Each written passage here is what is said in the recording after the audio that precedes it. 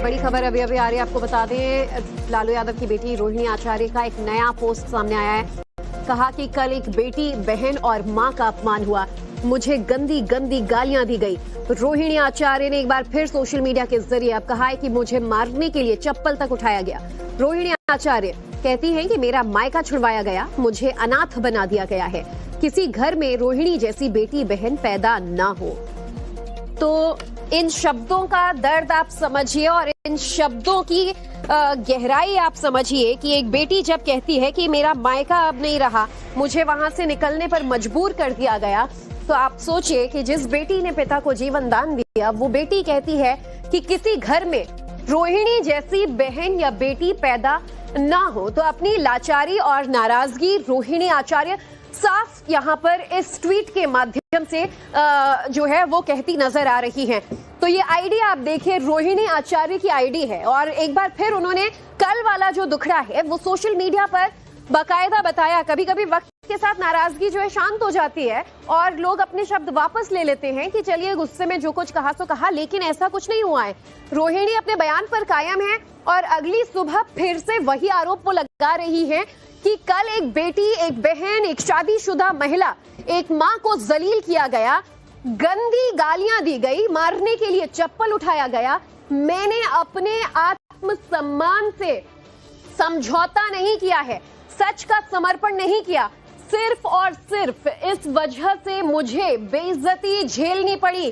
कल एक बेटी मजबूरी में अपने रोते हुए माँ बाप बहनों को छोड़ आई है, मुझसे मेरा मायका छुड़वाया गया, मुझे अनाथ बना दिया गया। आप सब मेरे रास्ते कभी न चले, किसी घर में रोहिणी जैसी बेटी बहन पैदा ना हो। इन शब्दों की नाराजगी देखिए, इन शब्दों का चुभन समझिए। जब एक बेटी एक पब्लिक फिगर है, क्योंकि लालू यादव बिहार में जितना बड़ा नाम रहे, अब परिवार का ये कलह भी उतना ही बड़ा नजर आ रहा है। साकेत हमारे साथ पटना से मौजूद है। साकेत, कई बार परिवार की नाराजगी जो है वो इंस्टेंटली मीडिया के सामने आती है, लेकिन बाद में लोगों को लगता है कि चलिए बातों को दबाया जाएगा, लेकिन अगली सुबह भी कोई ऐसी गुंजाइश यहाँ नजर नहीं आ रही है। रोहिणी के ट्वीट में अभी भी उतना ही दर्द, नाराजगी, गुस्सा है जो कल मीडिया के बातचीत के दौरान देखने को मिला।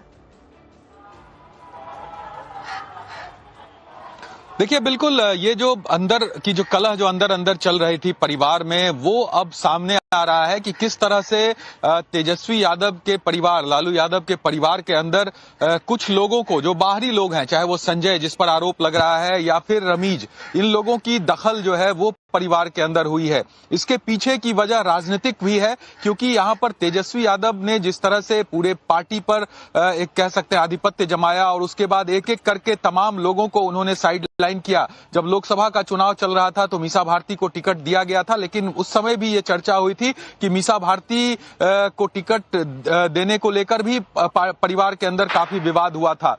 उसके बाद देखिए आप तेज प्रताप यादव, जिस तरह से जो तमाम जो मामले सामने आए, उसके बाद सीधे तेज प्रताप यादव को साइड लाइन कर दिया गया, परिवार तक से उनको अलग किया गया। और अब रोहिणी आचार्य, यानी कि राजनीतिक तौर पर जो भी लोग, जो चाहे भाई हो बहन हो, इस परिवार से जो जुड़े हुए हैं, उनके ऊपर इस तरह का जो व्यवहार है वो किया जाता है और लगातार उनके तरफ से आरोप भी लगाए जाते हैं, चाहे तेज प्रताप लगाए या फिर अब देखिए रोहिणी आचार्य ने किस तरह से गंभीर आरोप लगाए। इससे बड़ा आरोप कुछ हो नहीं सकता है। जिस बहन ने, एक बेटी, एक बहन, एक शादीशुदा महिला, एक मां को जलील किया गया, गालियां दी गई, यहाँ तक कि चप्पल उठाया गया। ये बिहार का सबसे बड़ा परिवार जो है, पावरफुल परिवार, उसकी बेटी ऐसा कहती है, तो कहीं ना कहीं आरजेडी की, तेजस्वी यादव की, लालू प्रसाद यादव के परिवार की हिपोक्रेसी सामने आ जाती है साकेत। क्योंकि आप महिलाओं के नाम पर, माँ बेटियों के नाम पर वोट मांगते हैं, चुनावी मैदान में उतरते हैं, लेकिन खुद परिवार की बेटी ये कहती है कि आत्मसम्मान की रक्षा के लिए मुझे घर से निकलना पड़ा।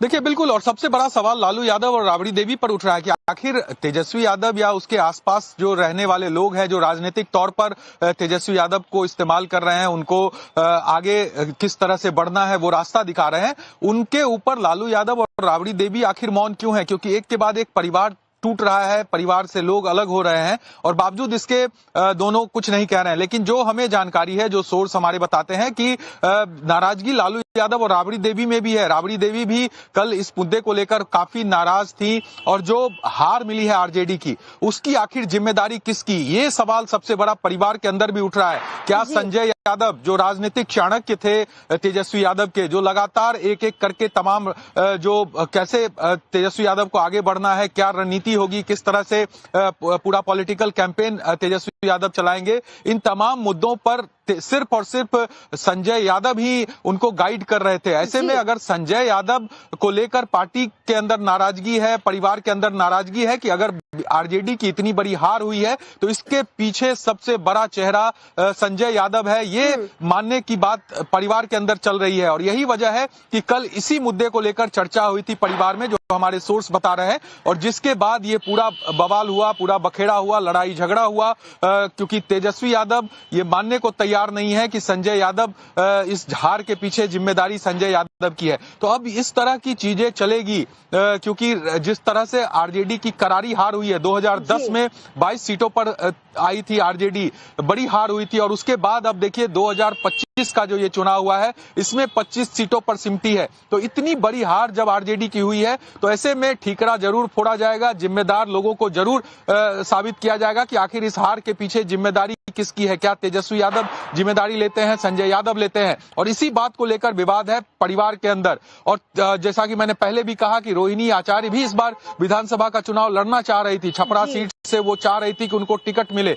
लेकिन उनको टिकट नहीं दिया गया, और इसके पीछे की वजह परिवारवाद से बचने की कोशिश आरजेडी की तरफ से थी, लेकिन वो भी नहीं हो पाया। और आप देखिए परिवार का कलह अब इस लेवल पर पहुंच गया है कि इसके लिए परिवार को डैमेज कंट्रोल करना काफी ज्यादा मुश्किल हो जाएगा। बने रहिएगा साकेत। एक और बड़ी खबर जो आ रही है लालू परिवार में, महाभारत पर अमित मालवीय का बयान सामने आया है। रोहिणी ने लालू यादव को किडनी तक दान दे दिया और जान की परवाह किए बिना पिता की जान बचाई। लालू यादव ने अपने बेटे तेजस्वी को सबके ऊपर तरजीह दे दी। अमित मालवीय अब निशाना साध रहे हैं, कह रहे हैं कि बेटी के सम्मान से ज्यादा बेटे को तरजीह दे रहे हैं। रोहिणी चप्पल से पीटे जाने की बात कह रही हैं। लालू परिवार की स्त्री विरोधी मानसिकता का असली चेहरा सामने आ गया है। तो अब बीजेपी इस पूरे मामले को लेकर फ्रंट फुट पर है, और जिस तरीके से रोहिणी भावुक पोस्ट कर रही है, बातें कह रही है इसे लेकर, और आखिर पूरे मामले पर आखिर प्रतिक्रिया आए भी क्यों ना, क्योंकि देखिए ये पूरी लड़ाई जो है अब कैसे सार्वजनिक हो चुकी है। अमित मालवीय कह रहे हैं कि रोहिणी आचार्य ने अपनी जान की परवाह किए बिना अपने पिता लालू प्रसाद यादव को अपनी किडनी दान की ताकि उनकी जिंदगी कुछ समय और बढ़ सके, लेकिन लालू ने अपनी बेटी रोहिणी के सम्मान से ज्यादा अपने बेटे तेजस्वी को तरजीह दी है। आज रोहिणी आचार्य सार्वजनिक रूप से परिवार में चप्पल से पीटे जाने तक की बात कह रही हैं।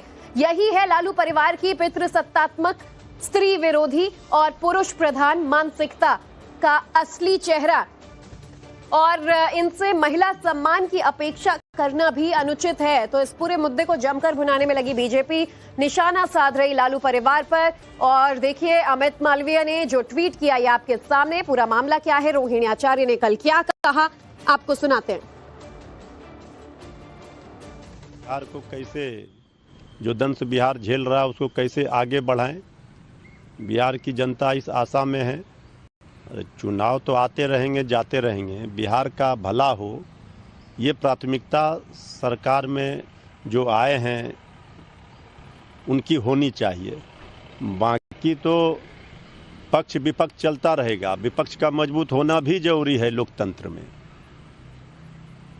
दिग्विजय सिंह ने दावा किया है कि बिहार विधानसभा चुनाव के नतीजे उत्तर कोरिया, रूस, चीन में हुए चुनाव के समान थे, जहां सभी वोट एक ही पार्टी को जाते थे। अब देखिए वो बड़े नेता हैं, उन्होंने क्या कहा है हमने देखा नहीं है, उनके पास जो अनुभव है उन्होंने साझा किया है, दिया है। हम यही जानते हैं बिहार की जनता के जो मुद्दे हैं वो मुद्दे आज भी कायम हैं। के नेता है मृत्युंजय तिवारी, इन्हें आपने सुना कि किस तरीके से एक तरीके की हताशा पार्टी के अंदर नजर आने लगी है, जैसा हमारे सहयोगी। For more of such videos do like, share and subscribe to ET Now Swadesh।